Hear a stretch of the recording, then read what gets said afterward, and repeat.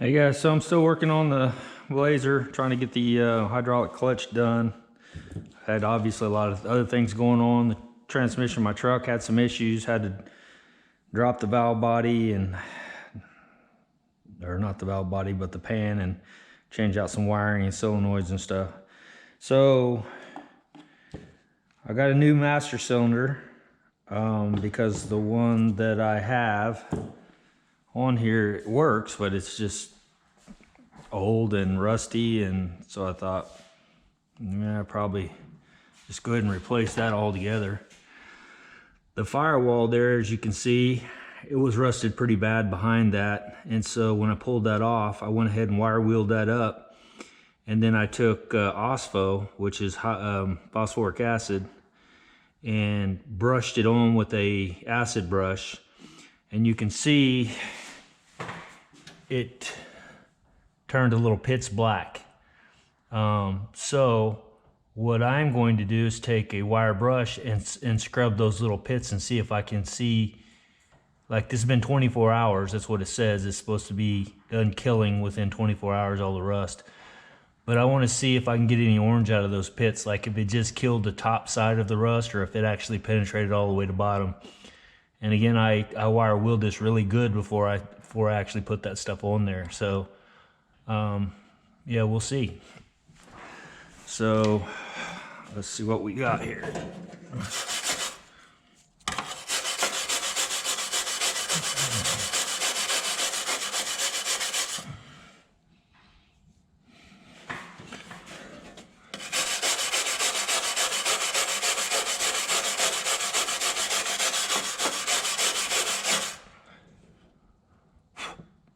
Well, so far I don't see any rust. I don't see any orange on anything. So that's a good thing.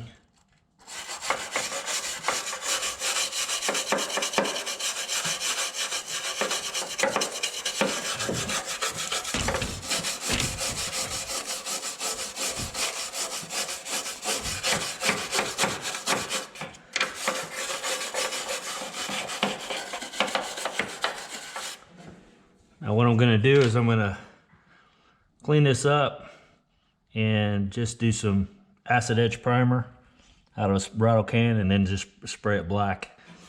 I'm just trying to get this back together so I can get this thing running and moving.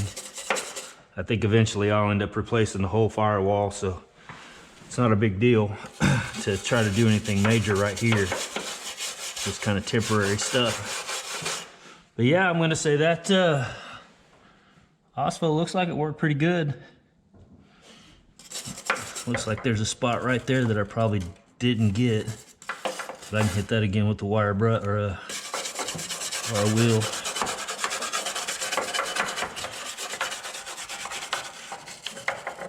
I will say you probably should have a respirator on, because that stuff doesn't smell all that good. Pretty sure it's dried hydrochloric acid, or not hydrochloric, but phosphoric acid. So, do what I say, don't do what I do, unless you want to breathe that crap in.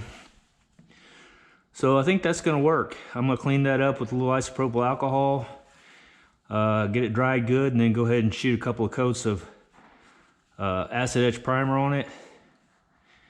And then once that flashes off, I'll paint it black.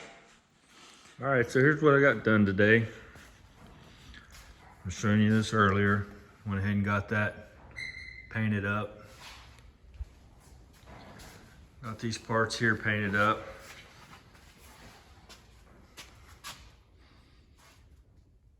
It's just rattle can. I went ahead and primed them, etch primer. So that should work. I'm gonna let them kick out for, well, I gotta go to the fire station tomorrow, so a couple days. You know, that can get to putting this thing back together. I was going to show you the slave cylinder underneath. Let me grab a light and see if I can do this.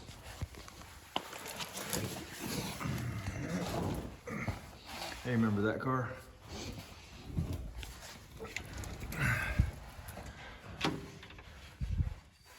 basically that's your hydraulic slave. They call it a slave cylinder.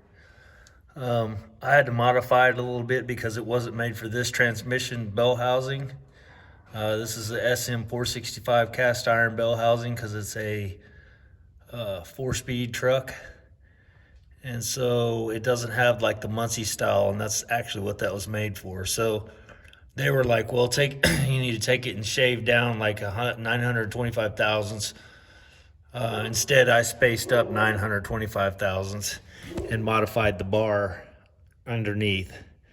So we'll see how that works. But anyway, I thought I'd show you that. So yeah, just got to do the upper part and get me a hydraulic line. You hear my dog barking because that's what he does.